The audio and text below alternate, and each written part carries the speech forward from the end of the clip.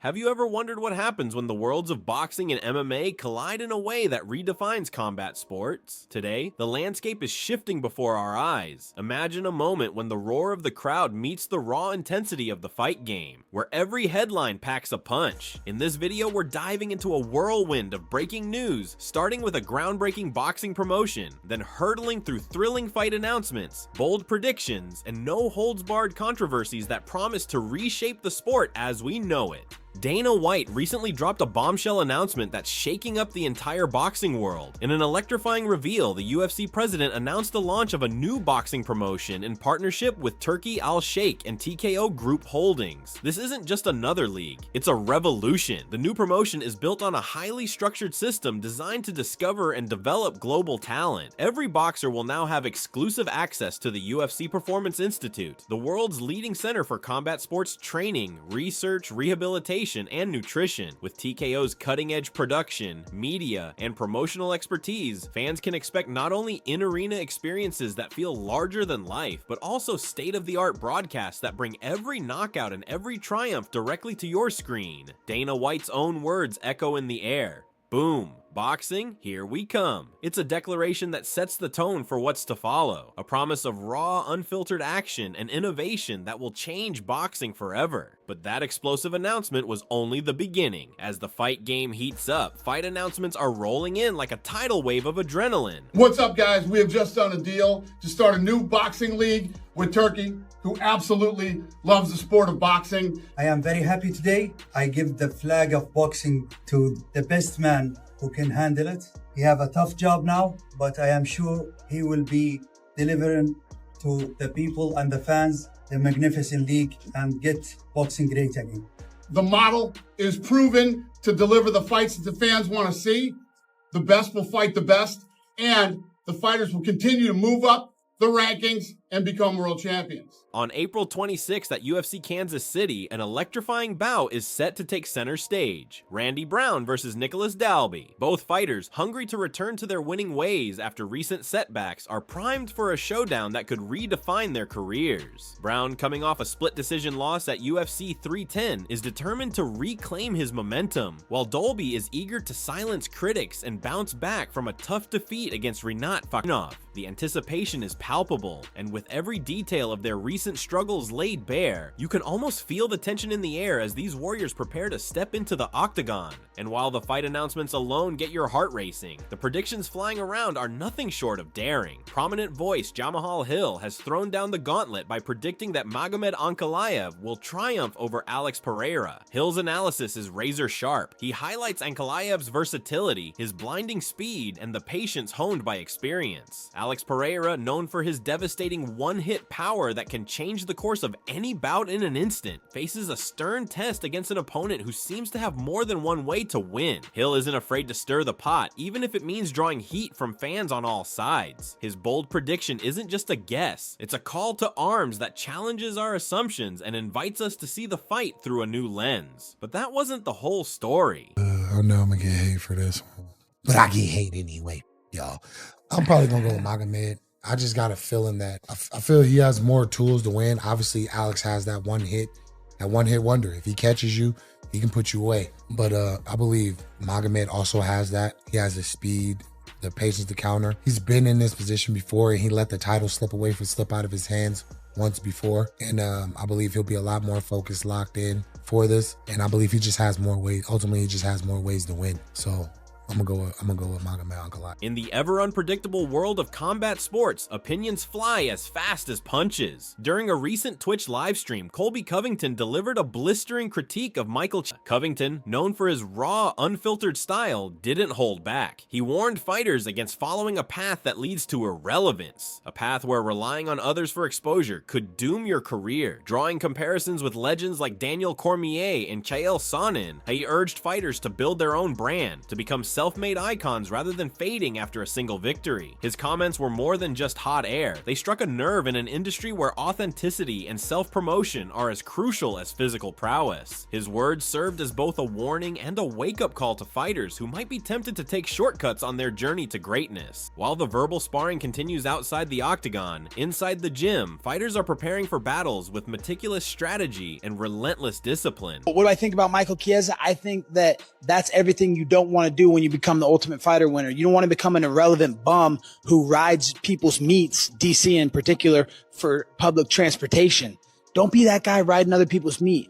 Become a star. Be your own guy that has to sell himself. Don't have to ride off other people's jocks like Michael Chiesa. So he's a great example of what you don't want to do when you become an Ultimate Fighter champion. Alex Pereira, for example, has been intensively training with none other than Glover Teixeira, a heavyweight presence known for his grappling acumen, to sharpen his wrestling skills. But it's not just raw strength that determines victory. Coach Eric Nixick has been busy laying down the blueprint for success, advising fighters to maintain a tight, aggressive stance. His strategy is simple yet profound. Control the center of the octagon, keep your opponent at bay with consistent strikes, and target the body and legs from the outset to break down their defense. Plant a flag in the middle of the octagon, he advises, urging fighters not to retreat or let their guard down. His words echo the sentiment that every second counts and that success hinges on precision, discipline, and the will to dominate every moment in the fight. As the training camps intensify and strategies evolve, rivalries and rematches are becoming the talk of the town. Maintain striking distance, that's going to be huge, right? Yeah. Plant a flag in the center of the octagon and own your geography. Do not get your back up to that cage. That black banner. Don't get your heels on the black line, because that's where a lot of the takedown issues are going to be there. So Ankalaev does such a good job with the grappling, Dagestani style wrist rides, Turks, killing the bottom leg. It's going to be a tough task, right, for Alex to be standing up if you're getting taken down. So the upcoming rematch between Rafael Fiziev and Justin Gaethje at UFC 313 has fans on the edge of their seats. Fiziev, who described the opportunity to face Gaethje as nothing short of a miracle, carries not just the weight of past defeat, but the hope of redemption. Their first clash in March 2023 ended with Gaethje's majority decision victory. Yet for Fiziev, every rematch is a fresh chance to rewrite history. The intensity is palpable, a mix of nerves, determination, and the unyielding desire to prove oneself. Every punch, every dodge, every counter in that rematch is charged with the weight of legacy and the promise of transformation. Stepping deeper into the tactical side of the sport, the in-ring strategies have become as much about mind games as about physical prowess. Doesn't matter, I already fight him or not.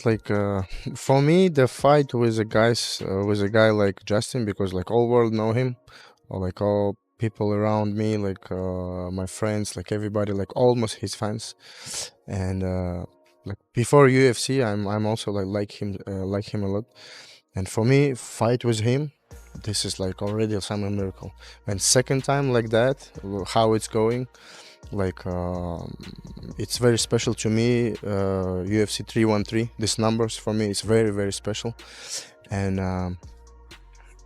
that's why for me it's like a miracle. It happens, so yeah, I'm just on a miracle, Coaches and fighters now speak in a language of precision and calculated risk. Nixick's breakdown of tactics is a masterclass in modern combat strategy. Maintain striking distance, control the center of the octagon, and never give your opponent the comfort of an easy counterattack. It's about reading the fight like a chess game, anticipating moves, setting traps, and capitalizing on every lapse in concentration. The subtle art of counter wrestling, where a fighter must be ready to engage for just a few extra seconds after disengaging, can be the difference between victory and defeat. In this high-stakes arena, every detail matters, and the edge often belongs to the one who is most adaptable, most prepared, and most determined to outsmart their opponent. Yet, behind every technical masterclass and every calculated strategy lies the human drama of personal ambition and bitter rivalries. Michael Bisping recently took aim at Belal Muhammad, questioning his reluctance to step into the cage with Islam Makhachev. Bisping's challenge wasn't just about a fight, it was a call to confront the uncomfortable truth about friendship versus the uncompromising nature of competition. Magomed defended his position, explaining that his decision goes beyond mere training sessions. When you're part of a tight-knit group that trains together for weeks on end, the bonds can blur the lines between camaraderie and competition. But in a sport where every match is a battle for legacy, personal relationships can sometimes complicate the pursuit of greatness. It's a tension that adds another layer of intrigue to an already volatile environment, leaving fans to wonder if loyalty can ever coexist with the relentless drive to win.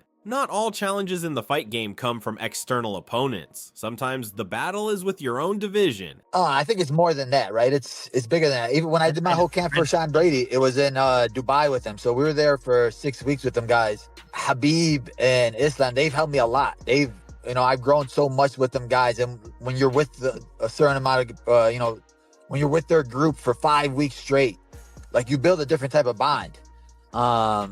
And for me, it's not like worth it, right? Because there's so many guys I can fight. Aljamain Sterling, for instance, finds himself in a tough spot at featherweight following a recent loss to Movsar Evlov. Sterling's predicament is a study in the complexities of modern combat sports. In a division where many top contenders are not just opponents but close friends or training partners, scheduling fights becomes a delicate balancing act. Sterling's struggles highlight an often overlooked issue. When personal relationships and professional ambitions collide, the resulting tension can be as debilitating as any physical setback. It's a reminder that in the fight world, success isn't just about the skills in the ring, it's also about navigating the intricate web of alliances and rivalries that define an entire division. Amid these struggles, a beacon of hope emerges with one of the sport's most iconic figures. Does that make sense for me right now?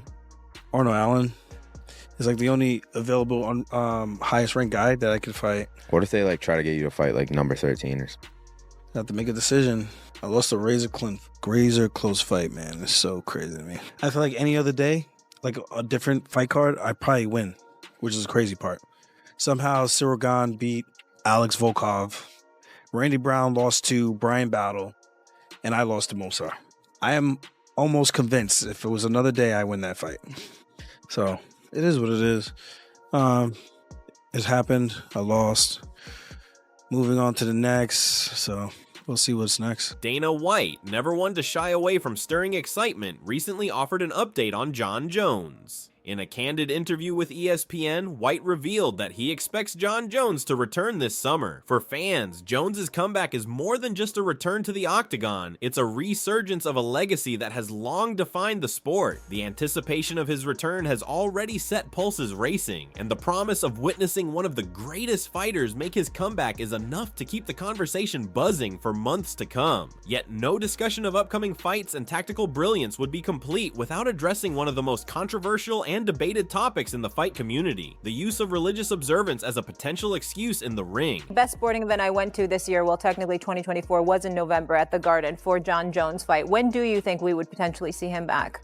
This summer. Okay. Alex Pereira has fired off a bold accusation, claiming that Magomed Ankalaev is using Ramadan as a built-in excuse ahead of their scheduled bout at UFC 313. Pereira alleges that he saw lunchboxes labeled with Ankalaev's name, each marked with a set time that suggests a strict feeding schedule inconsistent with true fasting. In Pereira's view, this isn't about respecting tradition, it's about creating an alibi for poor performance. The accusation is explosive, striking at the heart of a tradition that millions observe with reverence. But Ankalaev isn't backing down. In a measured response, he explained that his current weight cut demands have forced him to break his fast during fight week. He emphasized that until recently, he had maintained strict observance of Ramadan, but the physical demands of making weight left him no choice. His response not only defends his record, but also subtly suggests that Pereira's comments might be less about tradition and more about pre-fight nerves. This exchange has set social media abuzz, igniting debates over what counts as genuine observance versus a strategic excuse in the brutal world of combat sports. Every element of today's update, from the bold declaration of a new boxing era to the intricate tactical advice, the rematch miracles, and the controversies that cut to the bone, paints a picture of a sport that's evolving faster than ever. Each headline is a chapter in a story that's as much about personal redemption and rivalry as it is about the relentless pursuit of victory. The future of combat sports is being written in real time, with every fight fighter's move, every coach's strategy, and every controversial remark adding a new layer of intrigue. So what does it all mean for the future? Will the revolutionary boxing promotion transform the way we view combat sports? Can fighters overcome the internal struggles of their divisions and personal rivalries to rise to new heights? And how will controversies like the Ramadan fasting debate shape public perception and the very rules of the fight game? These questions linger as the fight world hurtles toward its next explosive chapter. As we wrap up this deep dive into today's most jaw-dropping developments, remember that every punch thrown, every strategy deployed, and every heated word exchanged is part of a larger story, a story that continues to evolve with each passing day. The blend of innovation, tradition, rivalry, and sheer human determination is what makes combat sports so captivating. Stay tuned, keep your eyes on the headlines, and prepare for a future where the unexpected is always just around the corner. If you found this update as riveting as we did, make sure to like, comment, and subscribe for more explosive insights into the world of combat sports. What do you think will be the turning point in this ever-changing fight landscape? Drop your thoughts in the comments below, because in this game, every opinion matters and every fight tells a story.